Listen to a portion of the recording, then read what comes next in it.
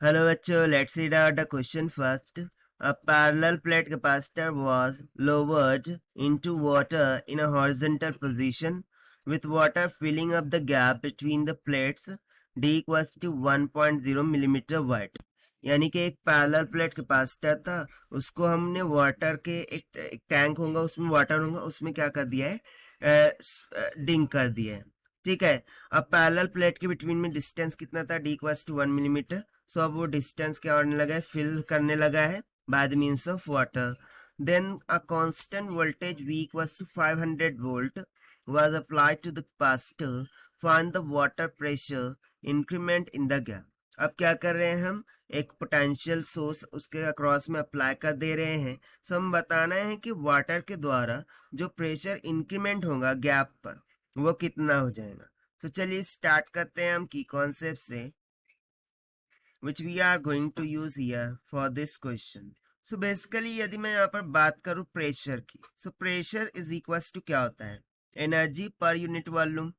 ठीक है, ये क्या होता है, energy per unit volume, energy per unit volume, यानी कि पर यूनिट वॉल्यूम पर कितनी एनर्जी. ठीक है, सो बस इसी कॉन्सेप्ट से हम यहाँ पर सॉल्यूशन देख लेंगे.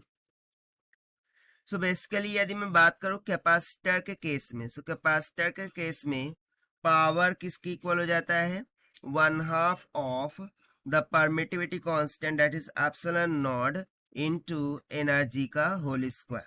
ठीक है, ये फॉर्मूला हम यहाँ पर यूज करने वाले हैं. सो देखिए कुछ इस तरीके से कैपेसिटेंस थी. ठीक है, अब इसको हमने क्या कर दिया है, लोवर्ड कर दिया है इन अ बीकर. लेट सपोज कि कुछ तरीके से बीकर था, उसमें पानी भरा हुआ था, वाटर भरा हुआ था.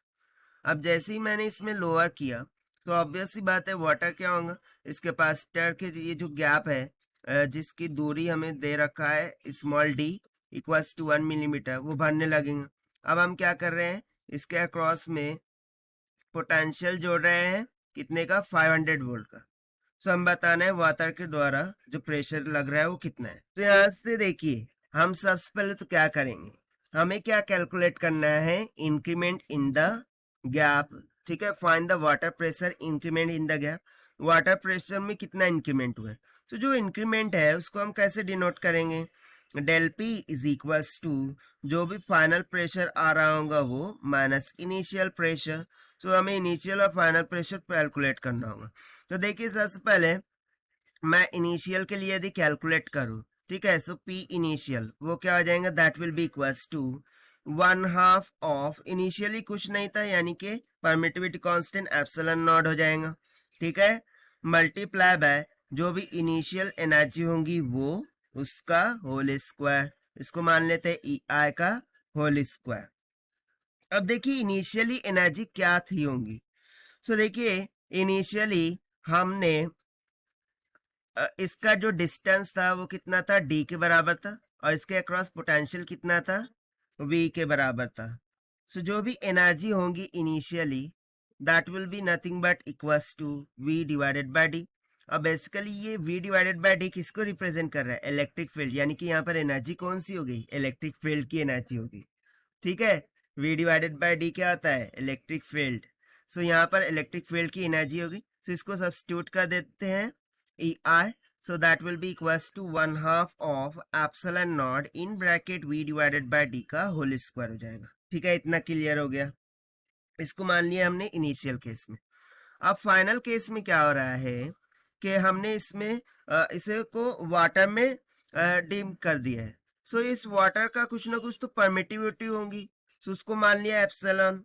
सो अब फाइनल केस में एनर्जी क्या आ जाएंगी, 1/2 एप्सिलॉन इंटू एप्सिलॉन नॉट और multiply by, and final case में भी जो एनर्जी होंगी ना वो सेम होंगी, that is potential bye D, क्योंकि पोटेंशियल चेंज हो रहा है क्या, नहीं, पोटेंशियल इज कांस्टेंट ही है. सो ये भी क्या हो जाएगा, वी डिवाइडेड बाय डी का होल स्क्वायर. बस अब हमें इसे सब्ट्रैक्ट करना है ताकि प्रेशर में इंक्रीमेंट दिख जाए.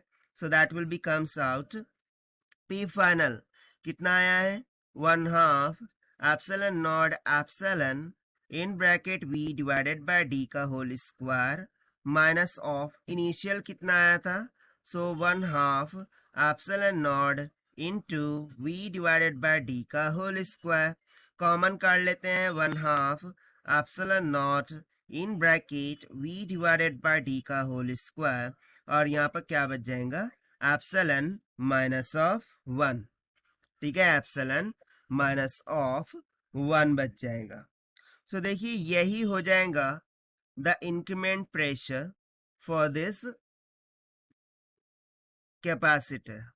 सो बेसिकली यहाँ पर हमें पोटेंशियल गिवन है, डी की वैल्यू गिवन है, एप्सिलॉन नॉट हमें पता है, बट एप्सिलॉन ये बेसिकली वाटर को रिप्रेजेंट कर रहा है। सो वाटर का परमिटिविटी कितना होता है, सो यही हो जाएगा हमारा आंसर फॉर दिस क्वेश्चन जो कि हमसे पूछा गया था।